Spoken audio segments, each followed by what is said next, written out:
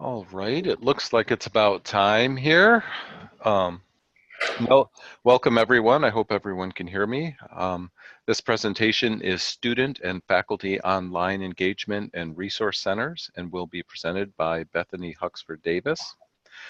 Dr. Huxford Davis earned a PhD in Organizational Leadership, concentrating in nonprofit organizations from Eastern University.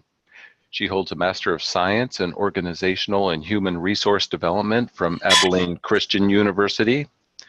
She also holds graduate certificates in Advanced Leadership Studies and Conflict Resolution and is a certified mediator. Dr. Huxford Davis also earned a Bachelor of Arts in Sociology with a concentration in Social Inequality and Injustice from Georgia State University, and she has over 8 years of teaching experience with traditional, non-traditional, hybrid, and online students at the undergraduate and graduate level, along with over 16 years of experience in leadership and management and nonprofits and higher education. Additionally, she's quite involved in multiple community service projects with her church family and the local community. Before we begin the session, please note that all attendees are muted. Please do not adjust that unless there's an avenue where you need to speak, in which case you would need to unmute yourself. If you have any questions, entering them in the chat would be preferred. You can enter questions at any time and we'll address them either during the session if there's a point, or probably more likely at the end of the session. And or in case we run out of time, I think they can also be posted in the forum. Along with that's where session resources will be posted as well. The session's being recorded and will also be available at a later date on the Sakai Virtual Conference YouTube channel. If you have any questions with video or audio, enter a comment in the box. If it's not happening to everyone, I'm not sure what I'll do, but I'll try and get some help. And I guess we should get started. Welcome, Dr. Huxford Davis. Great, thank you, Jim. I'm excited to have y'all with me here today and to get to talk about something that's become a bit of a passion project for me in my work at Point University. And I just kind of want to share with you what we've done over about the last year and a half and what's working well for us in this way and what we're kind of learning from that, maybe what's not working as well.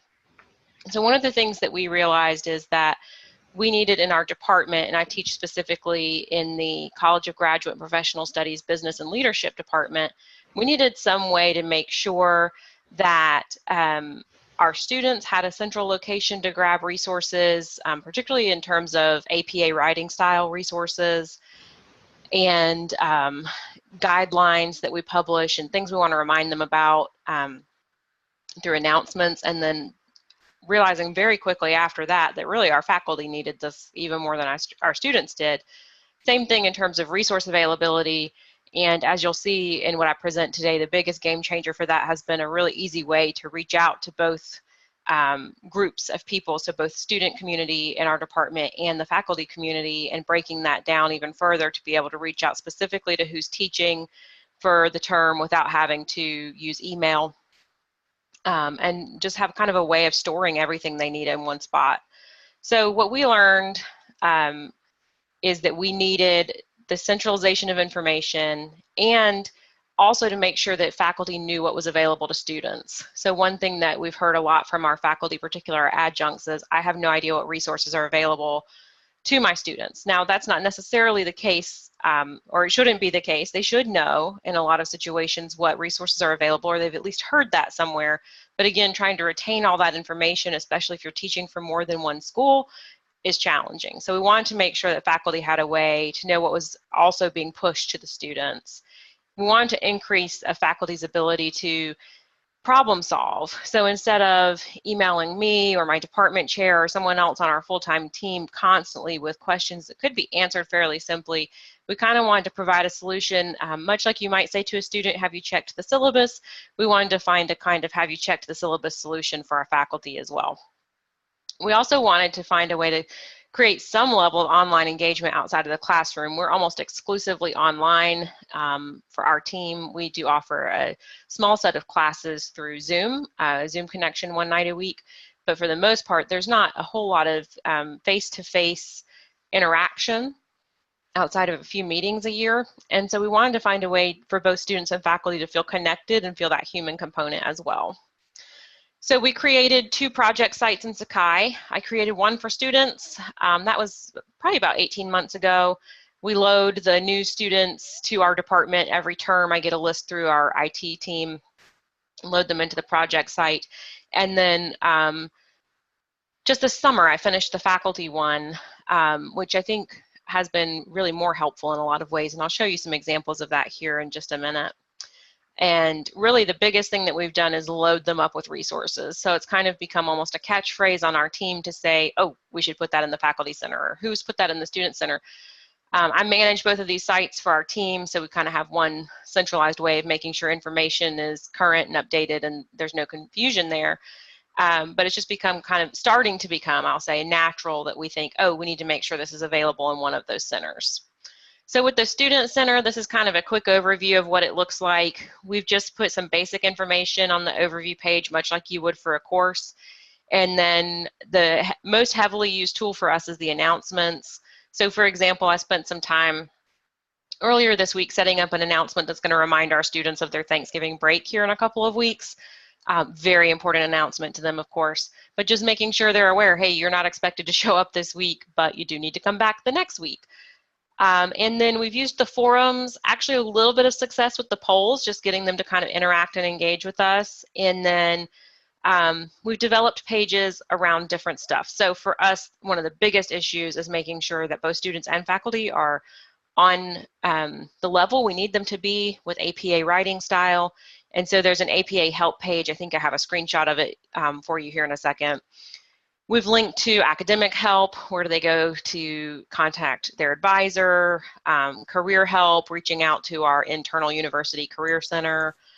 Forum help is where we've outlined for them what we're expecting to see in forums at both the undergraduate and graduate level. Technology help, a little bit of information about our full-time faculty, etc. So this is a work in progress, and I'm guessing that those of you who join me here are already thinking what you could do in a similar site, and your ideas would probably look different than mine, and that's great. We keep kind of crafting this as we go and figuring out what we need, and we'll develop a new page as we realize there's a need for it. But again, the announcements and the writing style help, including linking to our internal writing lab, has been the biggest success for our students so far. I did put forums in to both the student and the faculty center. I didn't think they'd get a lot of use, and I was right. So you can see that the resource ideas and the conversation corner we developed for students really haven't been used. But we are a faith-based institution, and I put in a prayer request board just to see what would happen, and actually that's been the one that gets the most use. So it has been a nice point of connection for our students in that way. And I think we launched this about 1.5 years ago, and I'm just now starting to see kind of a trend upwards in using that. So as our students are more aware and get more used to my pesky reminders that the Student Center exists for them, they are using it more, which is very exciting actually. So again, we jump in and respond to them, and other students are responding to each other, so it's a community builder for us, even on a small level. This is just a quick view. I know it's not a great zoomed in view of our APA help page. So one of my other joys in life is that I get to host APA webinars for both students and faculty. Somewhere along the way, I became an APA expert, and it has stuck with me wherever I go. So I actually quite gladly do get to walk people through how to do APA and kind of the most common mistakes and errors we see for students. And so we store our most recent webinar here on this page, in addition to linking them to our own resources and external resources they might find helpful also. And again, that's kind of the most used resource at this point. We also link them, I said, to academic resources like our student services team and our writing center, quick link to the catalog, to the academic calendar. That's a question we get a lot from students, even though we're not their frontline advisors. We still get these questions, and so this is a great place that we can say, actually, have you checked the Student Center? Much like you might say, have you checked the syllabus? And then the Faculty Center came pretty organically from the Student Center. As I mentioned, I think a couple times already, It's actually probably even more helpful because we rely on adjuncts quite a bit, as I'm sure many of you do. And being sure that adjuncts have the information they need is just so crucial, in addition to our full-time team. But a lot of our adjuncts teach, of course, at multiple institutions. So to ask someone to teach for us one semester and then maybe take a semester off before they come back and teach another course for us leads us to a lot of kind of misinformation or forgetting how we do things specifically. So this has been a great resource for storing that, in addition to offering some training opportunities as well. So you'll see it looks very similar to my student center. It's not the most creative looking thing in the world, but it's very functional, which is more important to me at this point. The announcements has been huge for us in the faculty center. I'm actually using groups in Sakai. So I'm storing a group. We do fall in all our terms in two sections. So I have fall 1 and fall 2. So I have a list of fall 2 instructors. I mentor one-on-one with most of our new hires. So I have a list for just those who are mentoring with me, and I have announcements scheduled out through the entire 8-week term. So leading up to the term, I have a couple of reminder announcements. All through the term, reminders even as basic as don't forget to enter your attendance every week. And then post-term, you know, hey, we need your grades entered by this point, whatever it is. So we have big picture announcements that go out to the full roster of people who are approved and actively teaching for us, you know, even if that's not every semester. And then more narrow announcements we send to targeted groups. And this has been a real game changer because no one on our team has to remember to do this every week. And we've been able to really kind of centralize it and standardize what we're sending out, which has been really helpful. And it does take me some time, just like it would for a course, to set it up every term. But the payoff is that then I don't have to think about it again until the next term. So that's been just really, really, I can't overstate how helpful that's been for our team. I am running some forums in here as well. I'll show an example of that in a moment. We have an APA training that's actually required for our team, and this one link for APA training walks them through what they need to do to get enrolled in that and pass that. I have a tab on attendance because we are an attendance-taking university, and I have a screenshot on how that looks in our student information system and what they need to do. And then I'm working on a video now actually to add to that. So that's what I mean when I say like everything we do, we kind of think, okay, what else can we add to the faculty center? So we're constantly thinking of what videos and training materials can be added. I have a page for conferences and publications. So anything that comes across one of our desks that says, you know, an opportunity to present or whatever it is gets loaded to the site. And faculty bios again. We actually have a faculty engagement push in our university, and there's a page dedicated to that. There's a page dedicated to faculty meetings that are required, etc. And we've just launched this professional development page because a colleague of mine and I are actually launching a professional development initiative for our team. So everything you could possibly want to know about that is there, including the Zoom links. Much like we did for this conference, actually, the Zoom link for the instance of the training is there, ready to go. And then I mentioned as well, we've been adding a lot of videos. So every time someone asks me, hey, how do I do this? I'm trying to train myself to think, okay, what is it we need them to do? And would it be helpful to have a quick 30-second, 2-minute video, something in there to walk them through that? So we've been developing that for our team, and then we share it with the wider university wherever appropriate as well. And then finally, I have a page dedicated to mentees, which is actually only available to view if you are enrolled in the mentorship process. Again, I mentor all of our new hires the first time they teach for us, and that page I'll show you a shot of in just a second is full of information just for them. So here's an example of some of the announcements I've been sending out. I developed one this term called Survival Kit, which has every form you could possibly need, at least that I thought of at the moment, every reminder you need for surviving Fall 2. You can see all these attendance reminders that go out, whether you're teaching fully online or via our hybrid program. And that way we're just kind of constantly sending something to faculty that's relevant to what they're doing in the moment, but it's also stored for a reasonable amount of time in the faculty center. So If they can't find it, I used to get a lot of emails that say, hey, I can't find that email you sent. And I have noticed I get a lot less of those these days. So that's a great solution for that as well.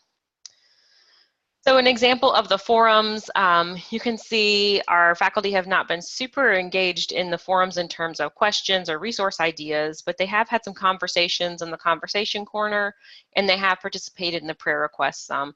And again, this is not something that is required by any means, nor did I expect them to be super engaged in this. So I'm always happy when I see a notification that anyone has participated.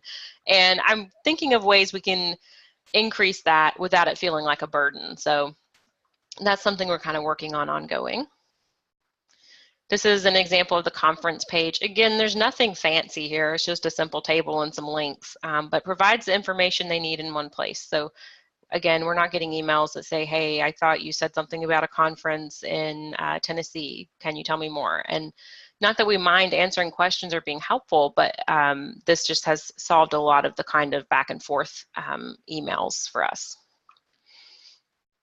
So here's an example for our professional development page that's new, just using some different backgrounds to kind of break things up and making sure the schedule is available. And as I mentioned, we've got the links there for whatever Zoom link they need for that day or night of the meeting, and just one quick place to find it. And at the bottom of that page, I have a resource folder link for everything that we share in that meeting.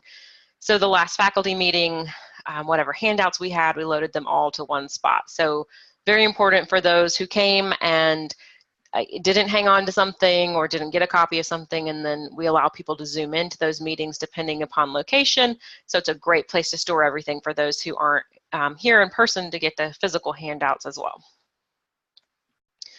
Again, I have a video training page, so I've got examples of things like how you set up your courses in Sakai, what we need them to do when their course is ready to go live, working on the attendance one. We've got one on some specifics with forums, and then we also provide links to the larger university's resource bank of videos as well. And my mentees can see this page, which walks them exactly through what they need to do. So all our new hires work with me while they're teaching their first course. I'm kind of a shadow and constantly there to answer questions, and we meet several times. So it gives them a resource page for everything they need to do to survive their first course, and how to reach me and where to meet with me and all those kinds of things. So this is just an example of some of the resources, the folders we've created for the Faculty Center. So we create a spreadsheet every semester for when attendance is due. That's linked in the attendance folder. All the CFPs for conferences are in one place.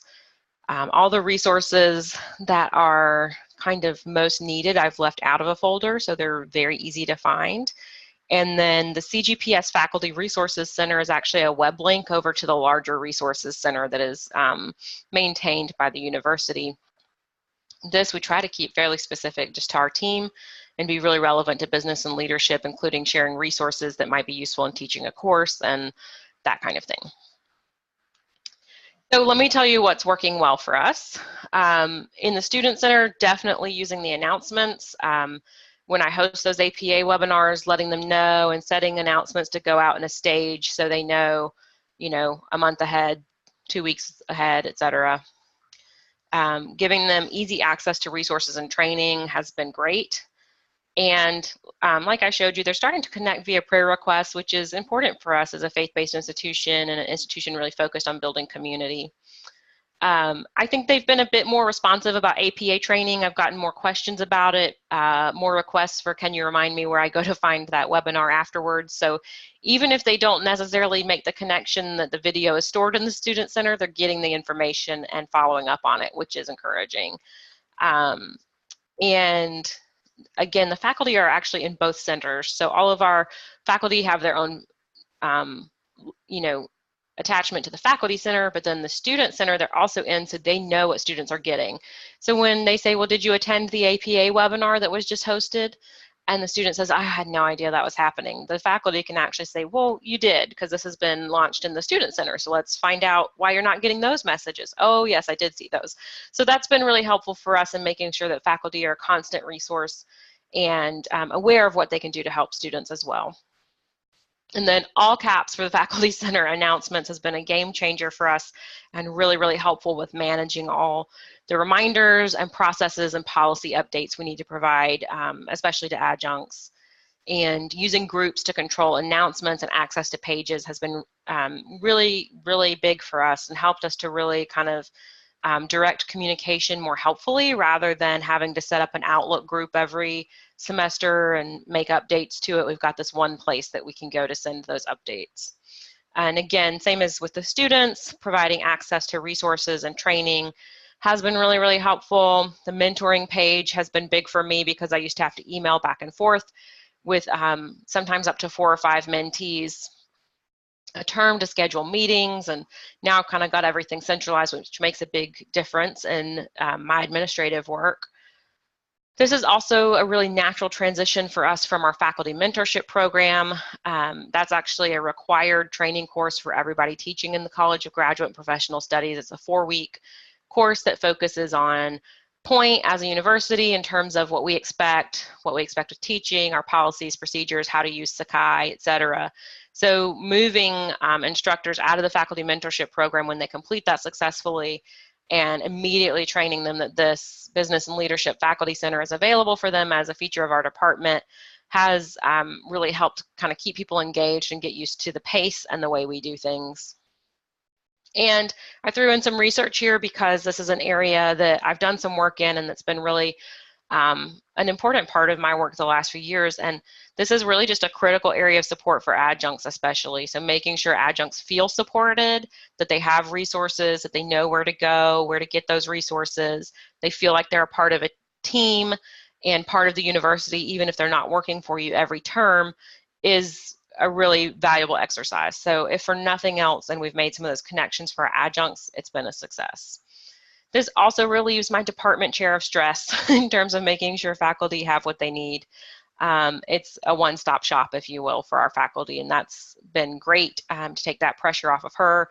And the work it is for me is really nothing compared to trying to manage this without the Faculty Center before it existed. Like I said, there's less involvement on the forums than we might like, but that's not particularly surprising. We're continuing to work on redirecting both students and faculty to those sites first. So encouraging faculty when they do send a frantic email about where is something, I'll respond with, have you checked the Faculty Center? Because that resource is available for you there. And if they say, oh, I don't know how to get in, then I take care of that, or I can't find it, I'll send them a screenshot, but we're just kind of always training and retraining that that's the first stop.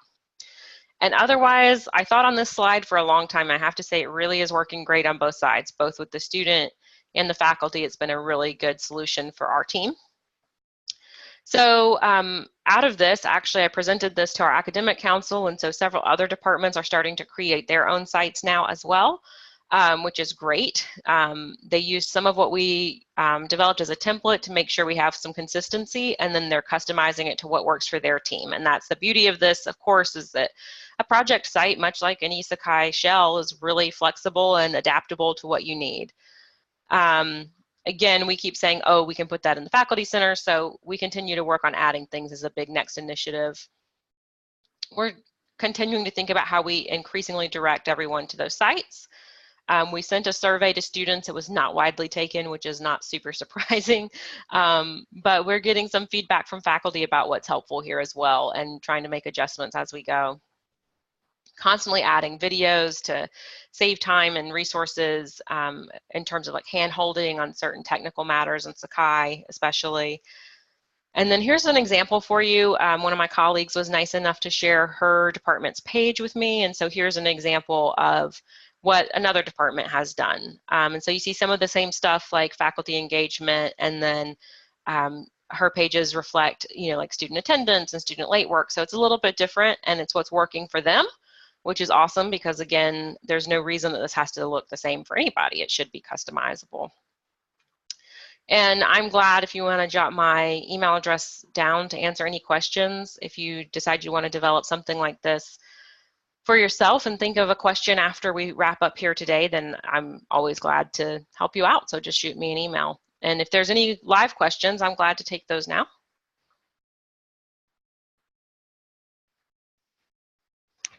Well, I don't see anything in the chat, but people could put them there, or they could unmute. I got a couple that Sure. I could ask, but I don't want to get in the way because I'm technically the moderator. But um, Well, I won't tell. I've seen we've had some. This is on a much higher scale than what we're doing. It's very good, and I'm gonna sort of keep this YouTube video and show it to some folks. We've had some departments actually not like our web platform that our University Communications put out.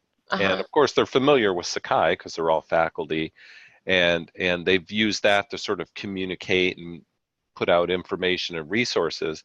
Have have you had any kind of pushback from? I mean, this is much more interactive, but with your sort of university communications folks saying, "Wait, you're using this? Shouldn't you be using our system?" Any issues like that? We've had some, but they've worked through it. No, Yeah. our website, at least in its current form, to my knowledge, would not support this level of interaction, like you said, and certainly not the announcements and things like that. So Right. we really haven't had any issue there. We've had the autonomy to kind of do that and develop it under the academic council's approval. Um, Hmm. so that's kind of worked for us. But yeah, it has the flexibility that you get in being able to customize it in Sakai versus a traditional web format, unless you're fancy and know how to do all of the really cool stuff, which I don't, has been great for us. And so all the students are enrolled in this? Yeah, so we Yeah. actually, I used to work for our IT team, so I know enough to be dangerous, and I had them write a SQL query out of our student information database that pulls all students flagged as business and leadership students new since the last term. And Hmm. so I have a reminder to myself, and once a semester I add, you know, however many students we got that came over new that term. Okay. There are some questions in the chat. I can read them, or if you want to, Okay, I've got it or pulled up. you got it pulled up. I'll let you.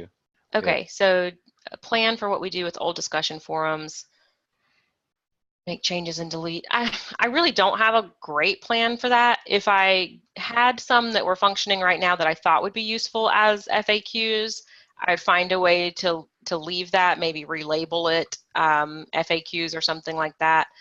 But to this point, we just haven't had enough interaction that it's been something I've spent a lot of time on, to be honest. I kind of like the idea of leaving the prayer request because it's not clunky yet. There's not so much that it's overwhelming, and it's kind of a nice spot to remember what kind of community we are. Um, let's see, is it a bit of an issue that departments have their own version?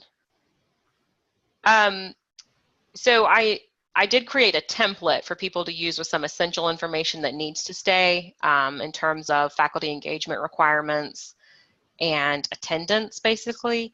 And otherwise, we don't have a lot of crossover of people teaching in multiple departments, so it's not a huge issue for us for people to be familiar with one site and then another one.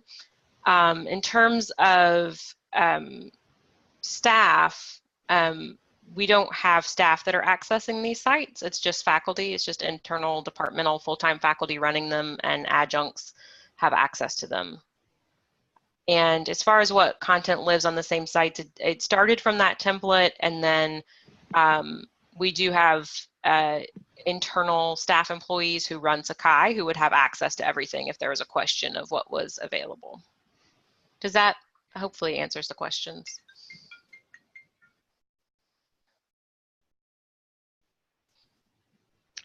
I was going to type a question, but I'm still unmuted. So how many people do you have maintaining the site? Do you, Me. okay. It's just me. At this point, it works well for us because actually, even with just me running the announcements and trying to go in and make sure that I'm not deleting something we still need, or, you know, ending the date on an announcement that we still need, it's best to kind of not have too many hands in there at this point. So somebody from each department that has a site live is assigned to monitor it and make sure the responses are given on the forums and that kind of thing. Okay.